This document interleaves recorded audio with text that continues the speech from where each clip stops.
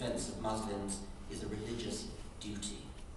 We see the stark contrast between the message of love, which the religions purport to teach, and the practice of violence and terror, which they so often lead. After so much laughter, so much gentle mockery, so many clearly balmy interviewees, the last section of the film is sobering indeed. With so many religious people all convinced that only they know the truth about God and his plans for the earth, with the religious habit of dividing everything and everyone into good or evil, with the terrifyingly prevalent belief that we're living in the end times, and that a huge conflagration would be to be welcomed because it would herald the second coming of Christ.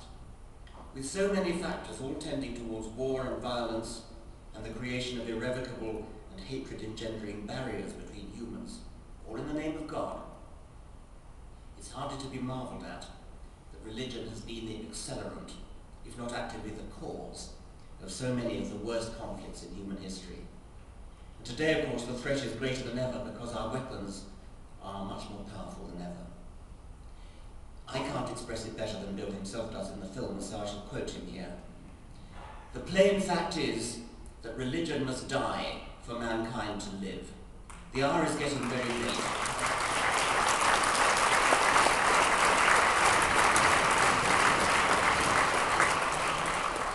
The hour is getting very late to be able to indulge in having key decisions made by religious people, by irrationalists, by those who would steer the ship of state not by a compass, but by the equivalent of reading the entrails of a chicken.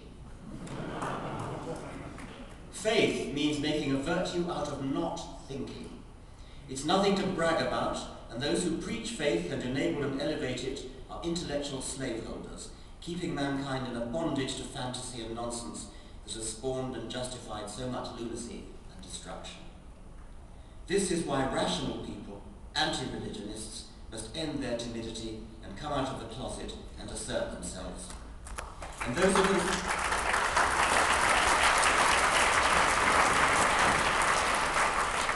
those who consider themselves only moderately religious really need to look in the mirror and realize that the solace and comfort that religion brings you actually comes at a terrible price.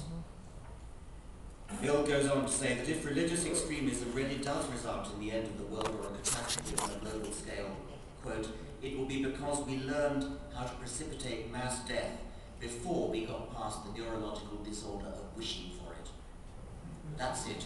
Grow up or die. End of quote. It's difficult.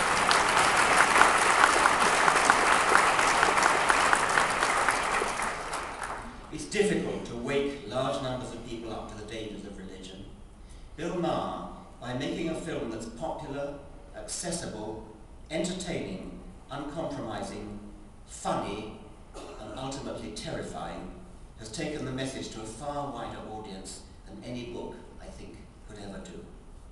For having made an outstanding contribution to alerting the world to the urgent need to reject religion before it becomes a self-fulfilling prophecy and itself creates an all-too-real hell on earth, it's my great pleasure and honour to present this year's AAI Richard Dawkins Award to Bill Maher.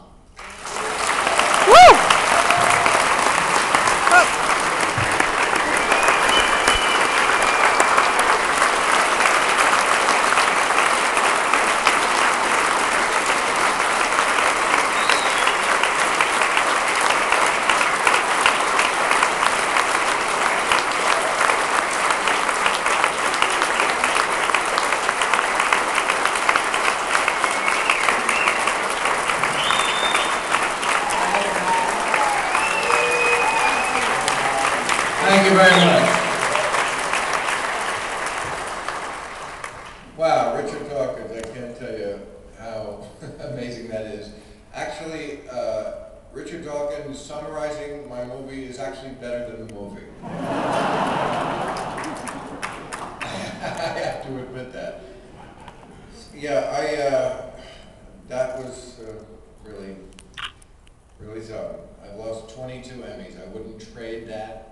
All 22 for what you just did.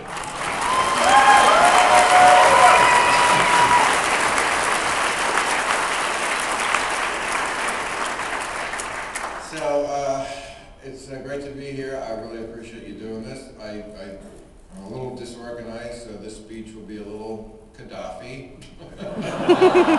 Pulling shit out, and I've got a book, and you know, it's like something.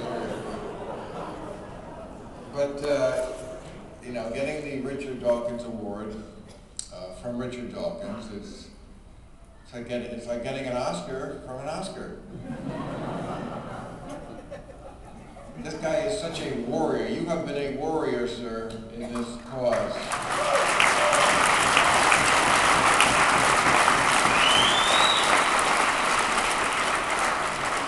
I always marvel at your eloquence. Unfortunately, eloquence, of course, is something that is completely lost on the dipshits who might be persuaded. But let me give you what I consider the good news and the bad news here. No, seriously, because I had my staff. I haven't seen this statistic.